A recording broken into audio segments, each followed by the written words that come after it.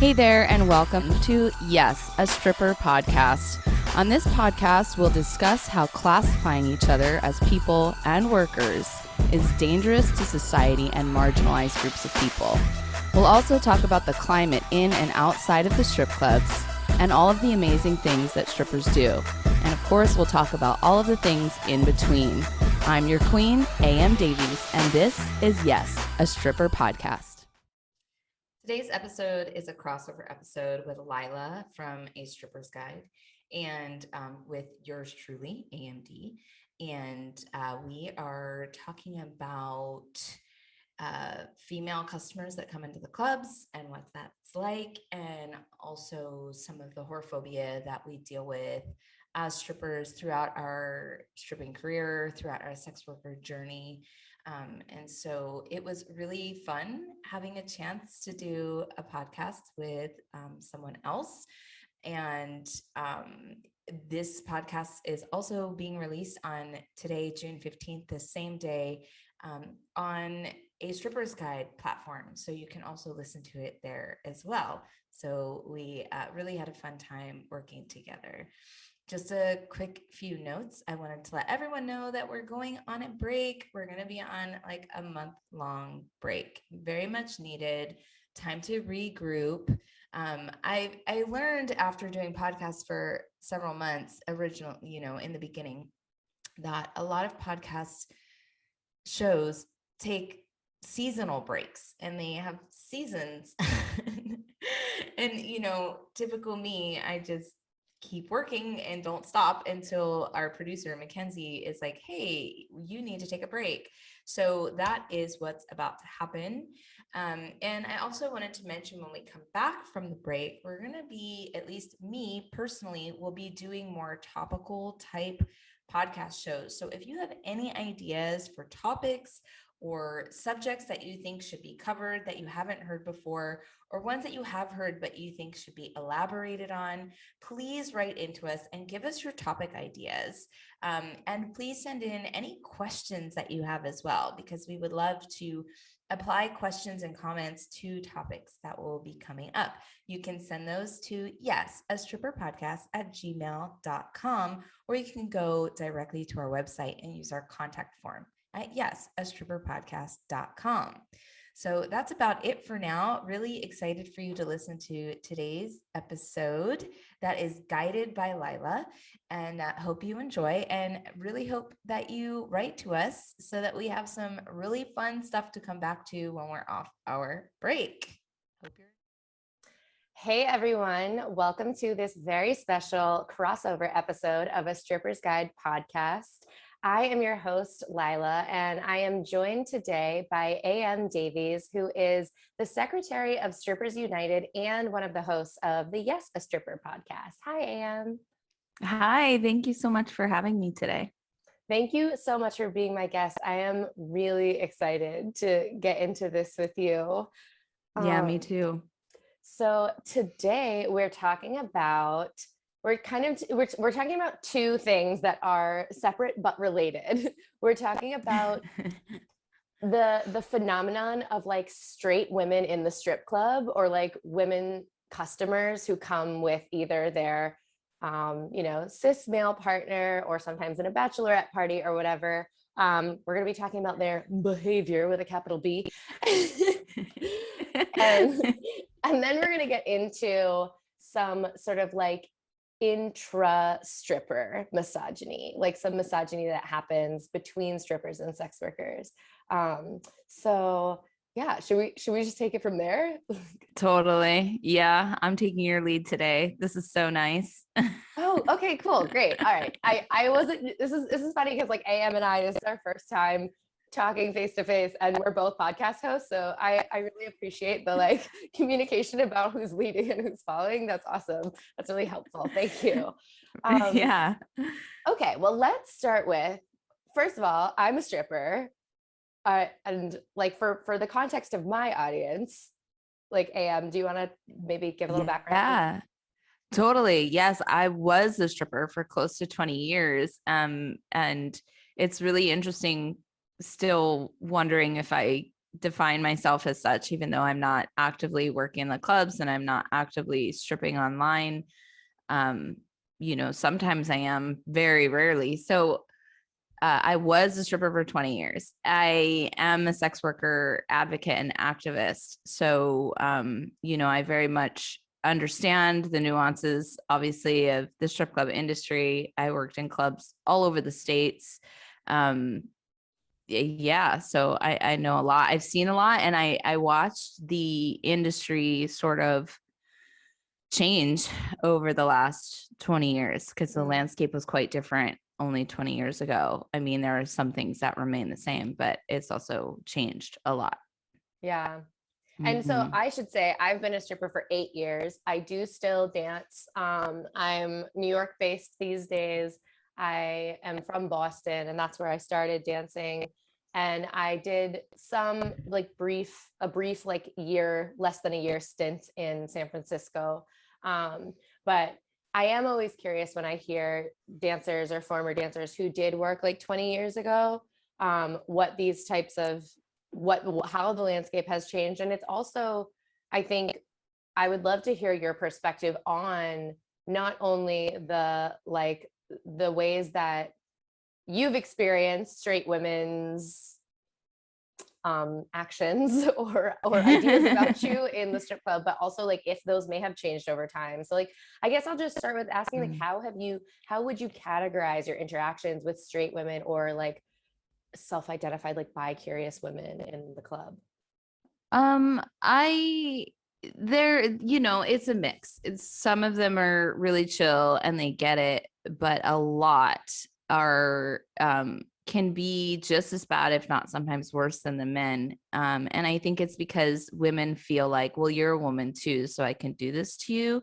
They feel more empowered to be disrespectful because they think that, oh, well, I'm a woman touching a woman, so she won't care. Right. And I find it even more offensive that when a woman grabs me without consent or says some fucked up shit to me, how can you treat another person that you identify as like this when you know that you would not want to be treated like this? And so I'm double offended when something happens. And I have tons of stories too I can share with you. I'm sure you have stories as well.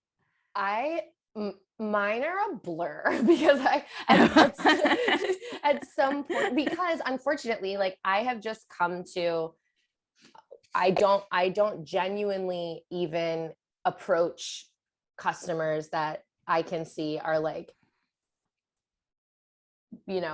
they look like they're part of a heterosexual couple. It looks like couples. When I see heterosexual couples in the club, I don't even approach them anymore because I've learned from experience that it is often a gamble and that I am likely to get groped, particularly by the woman.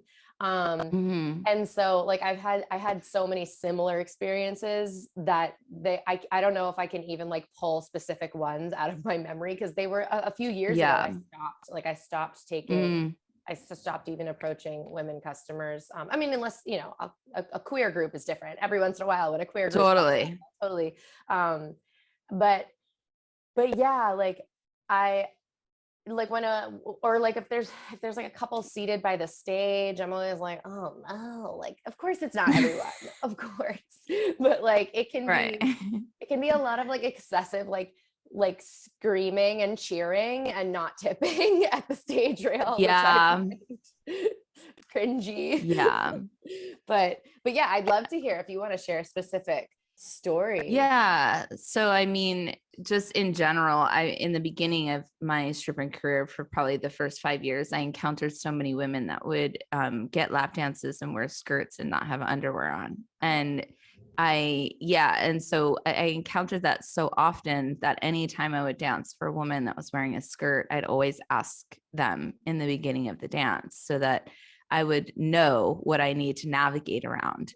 And I think that a woman not wearing underwear to a strip club under their skirt is equivalent to a man wearing basketball shorts with no underwear. Yeah. Well, it's like, it's just out and free. And it's like, we haven't consented to that yet. You haven't asked me if it's okay to have your genitals out. And for me in particular, that wasn't okay. And that is okay for some people. And I'm fine with that. But I just need to know what I'm getting myself into when I'm going into giving a lap dance. And I think that by not sharing that information as a patron, then you're crossing boundaries of consent immediately, right off the bat. Yep. So that was just one thing. Another time, and I don't think I was particularly, I handled this situation very well. I'm not super proud of myself in some of these moments that I'm going to describe, but I was on stage dancing and this group of people came in. It was several women and like a couple of males. And one of the women that came in like smacked my ass while I was on stage. And it was very obvious. Everyone saw it, and all of her friends thought, oh, like, that's so funny, haha, you slapped that stripper's ass. And I came off stage and because I immediately got angry, and they could tell that was not good, but they were still laughing. They still thought, I don't know, it was a very confusing moment for me, especially because I'm like, what the fuck just happened? And then I see him like, a woman just did that to me. And so I walked out and I spoke to them, and to her specifically, I pulled her aside and I chastised her, and I like made very clear, I said things to her like, you're a woman. Would you like it if another woman or anyone just walked into a room and smacked you on your ass? And I really talked down to her, which is the part that I regret, instead of being more of like a call in. But I was so angry. I'm not defending my behavior by saying I was so angry, but I was very angry. And then she was sort of mad at me for speaking to her that way. So I also felt like it didn't really get very far. Like I hope that she went home and thought about that. But in the moment, I felt like it landed on deaf ears. Because I was being a bitch, right? Yeah. I was the one being assaulted. Right. And like, I don't know, I'm of the camp of like, if you're the one who experiences assault, it's not your responsibility to like take a specific tone with anyone. Like from where I stand, like, you're welcome to chastise people. And then like, you know, her friends are the ones who should have stood up for you and like, instead of laughing at you or laughing that it happened. I definitely, I work at a club now that like, when I was being trained, they specifically told me that like they encourage the strippers to get like physical with like what they deem to be attractive female clientele, which is, presumed straight or like definitely like presumed cis, thin, model type women that like frequent our club because it's like a, whatever, it's New York. And like in my mind, I wasn't surprised because it's the industry and the industry is so patriarchal. Of course, it's like a fetish within the industry to have like femme on femme action. But also as a queer femme, I was like, first of all, absolutely not. Like, as me personally, beyond my like identities, I'm just not comfortable like rubbing up on strangers, and I'm not going to do that for a free show. Like they want at my club, they want us to like let women patrons like touch us on stage, and like I'm like, no, like nobody's touching me on stage, period. No. But like but also the idea, like, if you're doing like girl on girl shit, quote unquote, to make money as a sex worker, I'm not judging you for like catering to that patriarchal like desire. Or if it's your own desire, great, like awesome. It doesn't have to be patriarchal. It can exist outside the lens of patriarchy for sure. But I also am not like knocking sex workers who choose to play into that to make money. But like I personally, as a queer femme, don't feel comfortable crossing that boundary, especially with like a random stranger. Maybe if it was with another trained sex worker, like I definitely am comfortable doing that with other strippers, like, performing for the client that way, if we're both getting paid. But just to like let a stranger grope me. Like, I'm like on so many levels. No. Yeah. Okay. So you bring up a couple of good points. One thing that I'm reminded of is that the woman that I spoke to that had slapped my ass, her response was, well, it's allowed at the places I go to, where I go. And so I'm hearing this story and I'm like, literally you're encouraged. It's not just allowed. It's like, let's do this. That's the message that you're receiving. So quite possibly, this person went to a club like that where that was the tone. Mhm. Yeah, it's really disturbing. But what I also find interesting is that, like, for you, your mentality is like, this is my job and these are my boundaries. And not even the people who are supposed to take care of us understand that this is our job and we have boundaries. It's like, this is what we want you to do, so do it.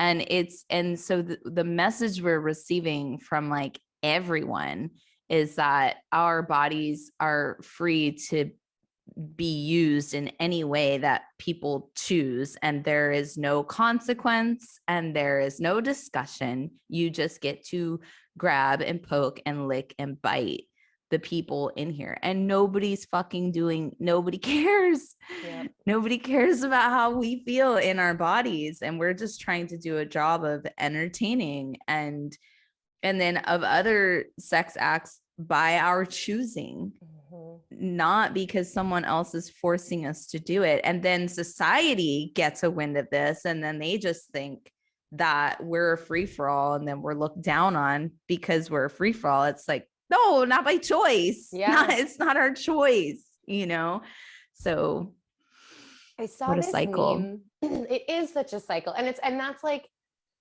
the idea, like the woman who slapped your ass, the idea that like, because I have male customers who they'll, try to touch me during a lap dance, and I'll just gently be like, oh, that's not allowed. Like, and in this club, like, I know this is your first time here, so I'm just letting you know. And I'll say, oh, I want to tell you before a bouncer does. Like, I don't want, I wouldn't want you to get like whatever.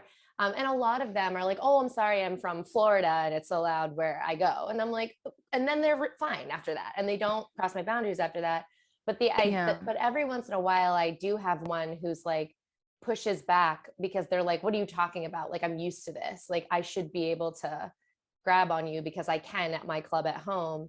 And just like the woman who slapped your ass. And it's this idea that like, it's like, wow, like you didn't even think about the fact that you're coming into contact with a new human being, like a human being you haven't met before. Like, you don't know this person. And maybe at your club at home, it is, everybody's cool with it, and that is the vibe, but like, you're in a new place with new people. Exactly. And it's very similar to when you're giving a lap dance and a dancer is going further than you're comfortable with going. The customer sees that and then tries extra stuff. And it's like, well, that's what she's doing. And so what that says to me is people view us as a monolith, that whatever they've done with one other dancer, they can do to others. And for all we know, whatever they've done with their first few dancers in whatever club they're in, those dancers are being pressured for all we know. Maybe they're not, maybe they are, but that people think that, oh, well, I've done this to anywhere from 1 to 10 dancers, so I should be able to do it to you, means they think that we're literally like a brainless monolith that have no thought process and aren't capable of making our own choices. That's how it lands for me. Yep. What people are seeing in strippers and sex workers in general, quite frankly, because all different types of sex workers have all different types of boundaries, ones that I've not experienced or am aware of. I'm always learning something new about sex workers and about different types of sex work, because it's so complex and diverse and interesting, that it's like, what will it take for people to grasp that we are a group of human beings that share a few things in common, which is our work? Yeah. It's like, we all have different experiences and feelings. When will they get that? I know. I just realized I said half a thought and then dropped it and went in another direction, but I wanted to finish saying, I saw this meme or whatever, like a few years ago. And I really wish I knew where it came from. So if anybody out there knows who this quote is by, please let me know. But it says the sex industry is dangerous because of how you treat sex workers. Exactly. And it's like, right? Like the sex industry could be a safe haven for both workers and clients, and some parts of it are. And like, you know, I've had plenty of like really pleasant consensual experiences, but like Sure. there are, because of this entitlement that is like socially acceptable in our clientele, it's really a kind of a rocky road for a lot of us. And it's what you were just saying too, this idea about all different sex workers having all different boundaries, and clientele oftentimes not even stopping to wonder like if there could be nuance there. I'm writing a book right now, and part of my task for like submitting the book proposal is to showcase which successful books my book is like, but also how my book is different from those books. That's like a part of the process, whatever. And I just read this over this past week. I just read this book that my editors suggested as like a comparative title. And I'm really glad that I read it for a lot of reasons. But it's called Whip Smart. The author is Melissa Febos, who have you read it? No, I have not. It's she's a former dominatrix, and this book came out in 2010. So there was plenty of it that I thought was really spectacular, and I thought the writing was really amazing. But I also noticed, and actually this is a great segue into the other thing we're going to talk about today, that kind of ties the two together. She talks a lot about what she was comfortable with as a dominatrix, and talks in her book about how in the very beginning of doming she drew like her hard lines in the sand. She knew what her hard boundaries were, and gives a lot of detail about what activities she participated in as a dom, which is all great that she's sharing with folks and people can see themselves in her writing. And Right. But there's also this other aspect of it where I really feel it, unfortunately, there's a lot of judgment around, like there's a lot of judgmental language around like strippers in her book, and how she chose doming because stripping just seemed like too sad for her or whatever, like too demoralizing, too demeaning. And it was really interesting because like and I was like, like when I read there was a lot in this book that I would have stopped reading if I wasn't reading it for the purpose of trying to figure out how my book is different. Yeah. But like, it's unfortunate because I would have stopped there, because I would have been like, oh, this girl doesn't like think that strippers are on her level or whatever. Like she thinks she's better than us.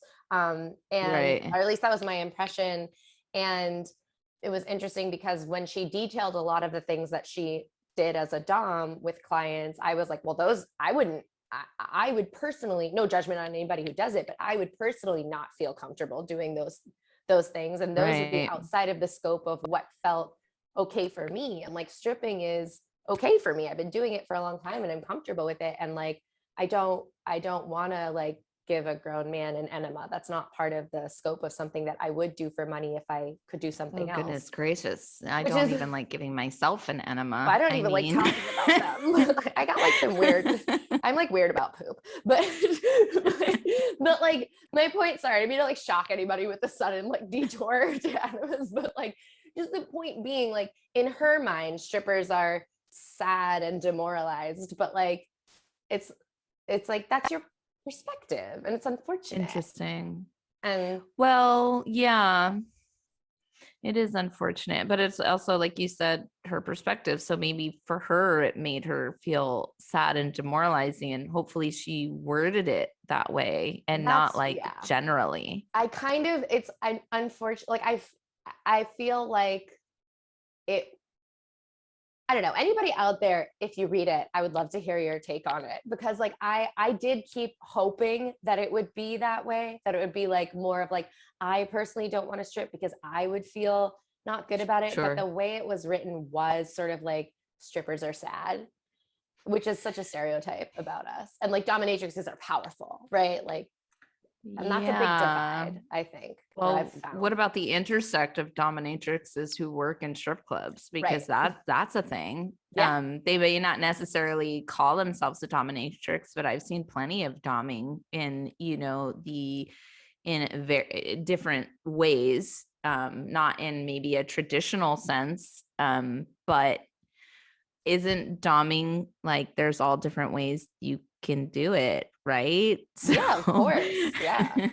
Even being a stripper, there's all different ways you can do it. You can do house calls, private parties, online, webcamming is like stripping, burlesque is like stripping. It's like all these different things. And I think that it's really hard for people to break free of the assimilation that has been forced on us since birth, which is these are the way things are, these are the way you do things, and this is what you're supposed to think about things. And it's so easy to fall in line, and then as we mature, then you have to sort of find your own way, become a critical thinker, and break free of these assimilated programmed messages and thoughts, and really take a step back and be like, I mean, if that's fine for you, then that's fine for me, because how is that hurting me? But to continue to perpetuate these messages of, putting other people down for what they choose to do with their body, especially as a sex worker, can be really damaging, because we need to be unified. The world is against us, so we need to be unified. Not really sure how to do that. I don't know how possible that is, because again, we're not a monolith, so maybe not everybody wants to be unified. Yeah, I think that's true. I mean, the one thing that I will say about the left and the Republicans, or no, the right, I always get that confused, and the Republicans, they kind of can end up similar sometimes. Yeah, exactly. But they know exactly what their point is and what they need to do, and they stay unified in their message all the time. And that's how they're able to be so horrible and make things happen. And so I look at us on the other side of the spectrum, and I find that there's the whore-archy, there's whorephobia against each other, and we're all like under this same umbrella.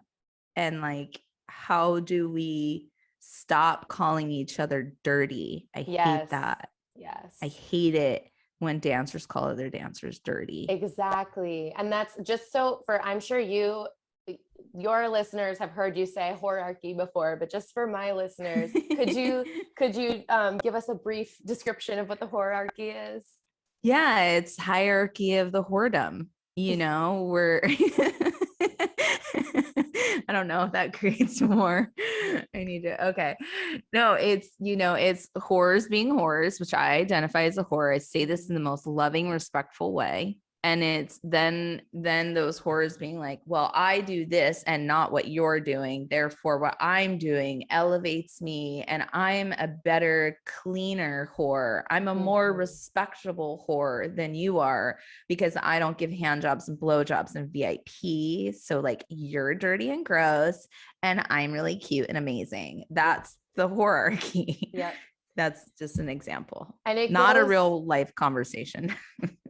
I mean, I feel like I've witnessed and been a part of a lot of real life conversations that were very similar to what you just described. And it goes so deep, and it's so interesting. Like if we have any shame or sort of like guardedness around the fact that we're a sex worker, or if we expect to be judged, or we're afraid to be judged, which is reasonable because we live in a society that judges us to a deadly degree. Judged. Yeah. We're absolutely judged. And I'm not suggesting that like everybody should feel 100% comfortable with doing sex work, because it can totally damage your life if people found out, for a lot of people. Totally. But if we're carrying like shame, like it's one thing to know that our safety could be compromised. It's another thing to feel like we are bad for doing the thing that we're doing. And I feel like I've seen a lot of that, like strippers. And I myself, certainly when I started stripping, it was my first foray into sex work at all. I didn't have anybody in my life who openly identified as a sex worker. I had never really talked to one before, to my knowledge. And so I was really just feeling things out. And also I arrived with the morals and principles that I arrived with, which were, I was raised in a middle class white household, and with my mom is an academic and self-identifies as a feminist, and I was raised in a vein of feminism, quote unquote, that I have since left behind because it was a feminism that really centers white women. Yeah, were you gonna say something? Mm-hmm. Yeah, was it like swerfy and turfy feminism? Swerfy for sure, which is like a feminism, which for folks who are unfamiliar with that acronym, it's sex worker exclusionary feminism. Did I say that right? Sex worker exclusionary. Swerve. There's an R. Sex worker right. exclusionary radical feminism. I think. Right. Is, Okay. I think R is radical. Yeah. So it's a feminism that is like sex work is not. Sex workers can't be feminists. Categorically, they're off the team. They're off the feminist island. I definitely grew up in like a household that presumed itself very like pro-gay, pro-gender spectrum, but you can't actually be pro-queer if you're anti-sex worker. So like it was very like sex workers are lost, they're all in need of saving type of ideology. So I didn't feel, I felt adventurous enough and brave enough to try stripping. I really genuinely had an interest because I hated every line of work I'd ever been in. And it turns out I'm autistic, and that makes a lot of sense. I couldn't stay in any type of job with a boss or confinement. But so when I became a stripper, like I was totally cool with it, but I also definitely had like internalized ideas about the fact that like what I was doing was better than what, escorts were doing, because I worked in a club that was no contact. Nobody was allowed to touch me, even in the champagne room. And there was definitely in that club, a lot of girls, a lot of like anti-whore attitudes in that club. And I really, have become humbled over the years, and, much more of a whore over the years. So. Yeah. Yes.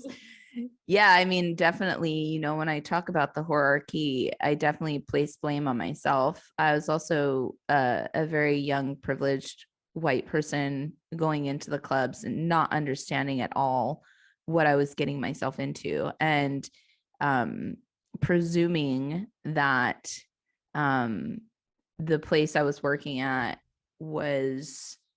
had morals and maintain that, and made sure the dancers were not getting like, I really had a lot more expectations of what I thought was going to happen in there or not happen. And I was definitely one of those dancers that would complain about the dirty dancers. I definitely lived in that space. And it took me a long time to get out of that space.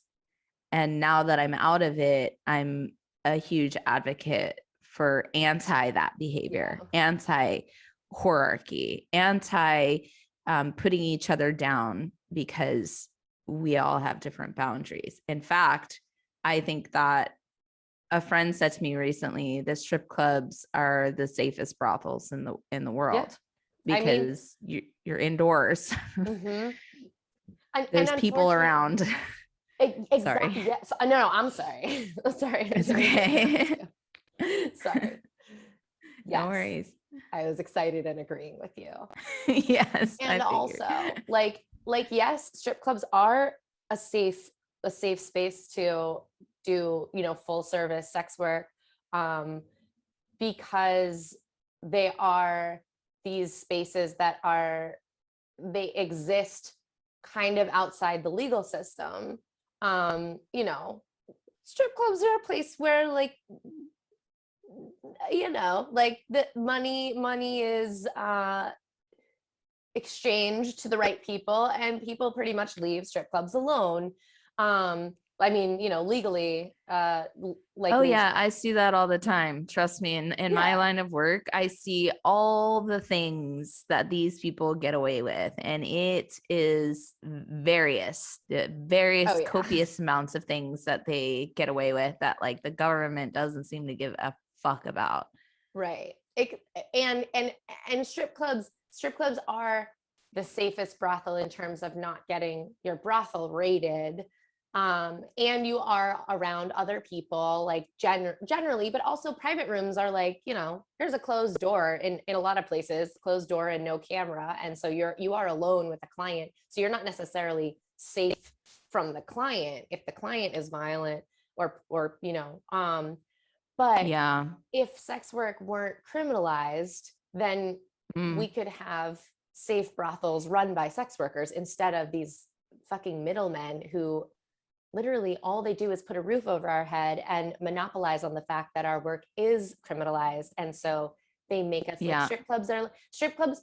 The management in strip clubs, which is mostly male and always misogynistic, doesn't matter like who's working for the strip club, it still enforces a system where the dancers are financially exploited for no other reason than our work is illegal elsewhere. And so we're forced to be in this type of environment, giving our money away.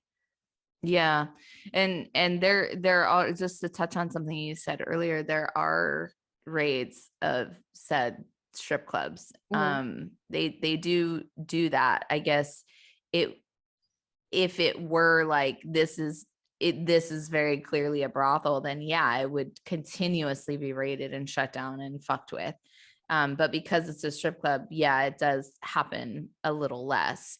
But yeah, we need to be decriminalized. All of sex work needs to be decriminalized in order for these owners and managers to not have power over us. And because exactly like what you said, they have power over us because they know that the things that are happening beyond lap dancing are illegal, and they know that they have that over us and can treat us a certain way. Honestly, the way the system was set up is working perfectly. It's working exactly how it was intended to work, which is to control women, mostly women. I'm speaking mostly about women because that's mostly what this community is made up of. I also include in non-binary, bigender folks as well in this conversation, but will constantly be vulnerable to all types of attacks if this continues to remain criminalized and it starts to reach out to other women outside of our community. Because if you even like that condom law that just got like deleted in San Francisco, you couldn't be walking with condoms. It was illegal to have condoms on your person. What if I'm not doing sex work and I need condoms and you find them? Am I, but also the sex workers need condoms. Yeah. Like you want them to be safe, right? You don't want a spread of diseases, right? Like, can you just tell us what the fuck you want? And stop like gaslighting and making up laws and rules. I'm totally tangenting right now. I don't think so. I think it's totally related. Because it wouldn't if we weren't, and like, yeah, I struggle with like the bulkiness of language around, how to talk about sex worker oppression and not just shorthand it to like women and femmes.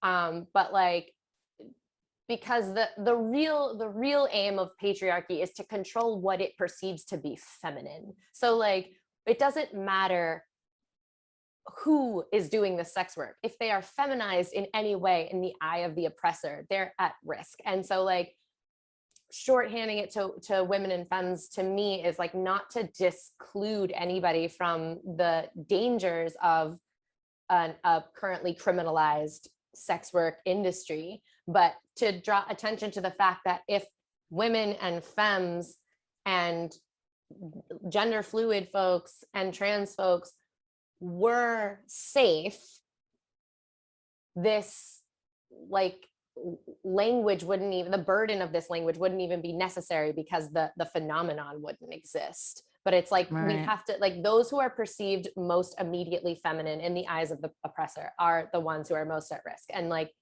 there's a reason why, like, if or when we could be safe, all genders would be safe. Like, anybody feminized.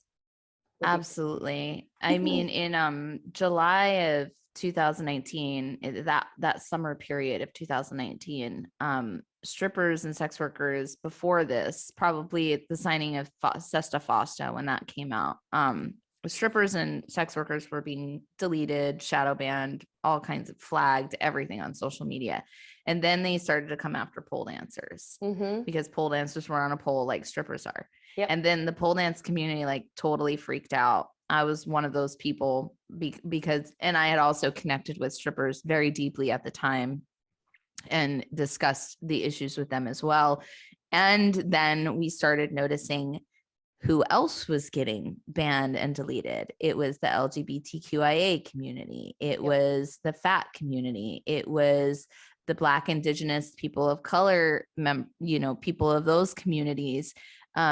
Anyone that was showing skin, even women's fitness was getting flagged and shadow banned. I mean, hashtag women's fitness was all the posts of that hashtag were banned for about 2 weeks. Oh, interesting. Hashtag woman and hashtag women were banned. You couldn't see any posts using those hashtags for 24 hours. Yeah. Guess who wasn't affected? Hashtag men, hashtag man, hashtag men's fitness. Not banned, not touched with, not fucked with. Yeah. So, and I love telling this story, even though I hate this story, but I love telling it because it's a very clear and tangible example of if you fuck with a marginalized group of people who look like you will get fucked with next. Yep. So you should care. If you only care because you don't want to be fucked with, that's good enough for me. Just fucking give a shit what's happening to people who look like you, because we all fucking look like each other.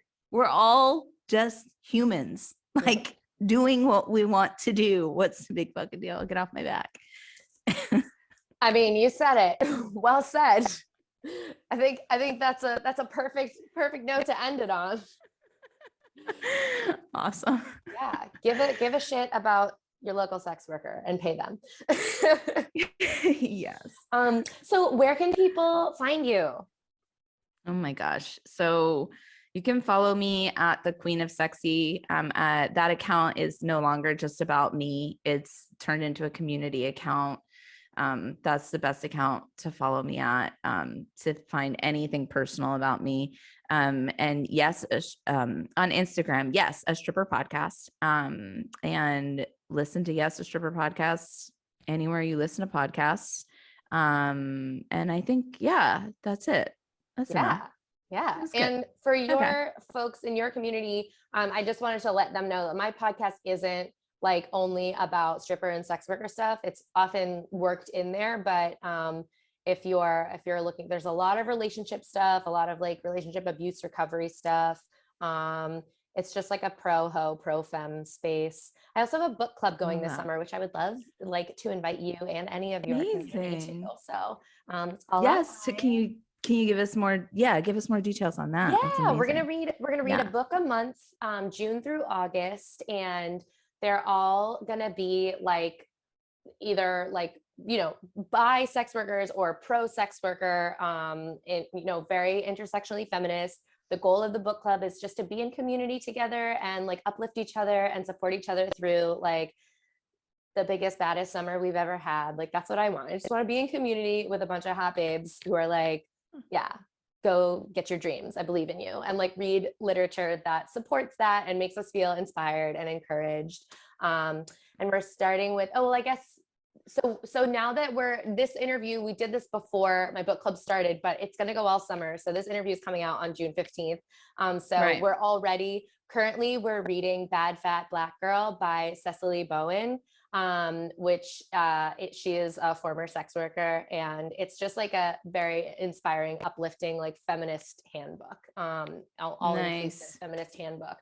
At this point, we haven't picked book number 2 yet. So if you want to be part of choosing the next books and all that, join the club. You can find information about that at astrippersguide.com, or you can follow me on Instagram at astrippersguide. and yeah, all the good stuff. Perfect. Yeah. That Thank is you. awesome. Yes. Thank you so much for having me and for doing this with me. This is great. Yeah. Thanks for having me. I'm so happy to be on Yes, a Stripper. I love your pod. I love everything you do. You're Thank you. amazing. Yeah. Thank you for all you do. No problem. Have a great day. No problem. Thanks for listening, everyone. This episode has been a production with Period Podcast Network. Find out more on Instagram at Period Podcast Network. Be sure to follow us on Instagram too at Yes, a Stripper Podcast, and you can find us on Twitter at Yes, a Stripper Pod. Please like, subscribe, and rate Yes, a Stripper Podcast here on YouTube. See you next week.